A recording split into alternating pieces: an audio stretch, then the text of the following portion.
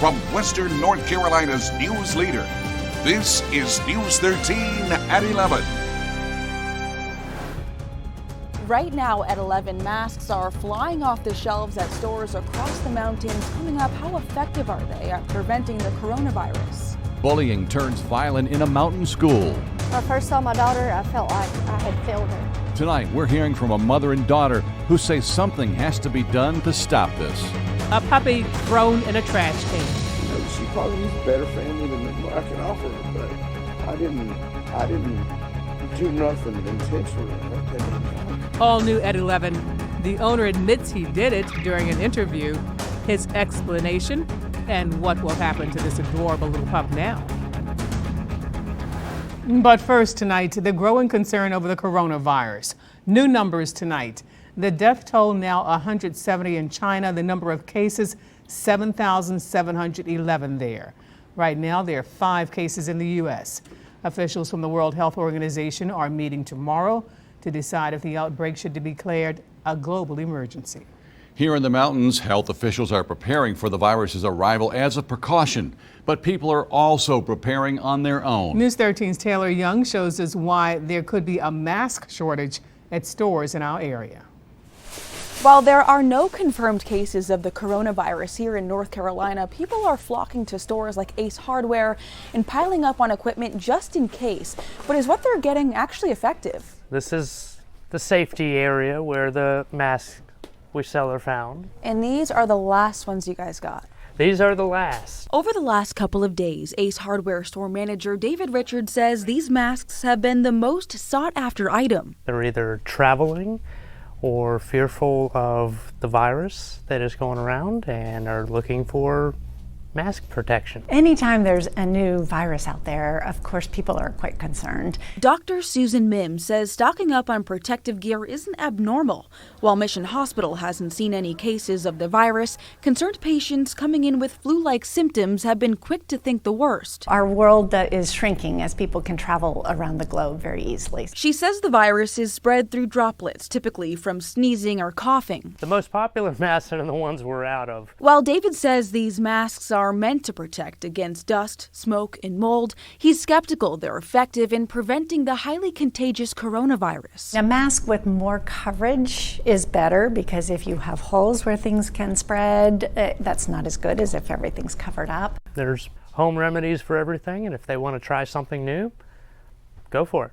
What's the harm? Whether the coronavirus makes its way to North Carolina or not, the hospital says it has multiple plans in place just in case. As for stores like Ace Hardware, they're expecting more shipments of masks soon. In Buncombe County, Taylor Young, News 13.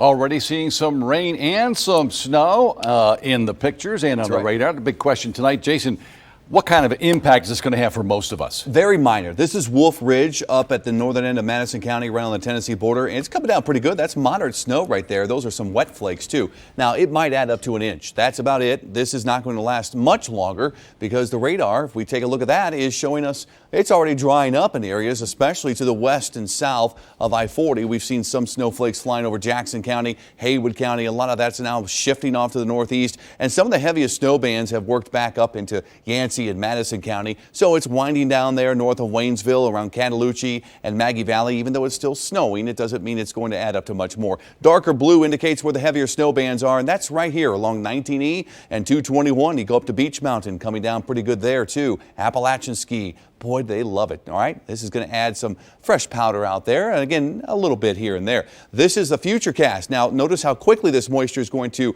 depart the area tonight, and we're left with clouds overnight tonight in some areas. Some of you are going to wake up to sunshine, I think, south and east of Asheville, down south of I-40. Better chances of seeing sunshine early tomorrow, and we'll start to thicken those clouds back up on Friday. So temperatures tonight dropping into the 30s, but I don't think you have to worry about any patchy ice because in the valleys, temperatures should stay above freezing in most cases, and those roads will dry out even if they do see some moisture. 40s for expected highs tomorrow, but we're going 60s for part of the weekend. It's going to be a much warmer trend. I'll show you which part.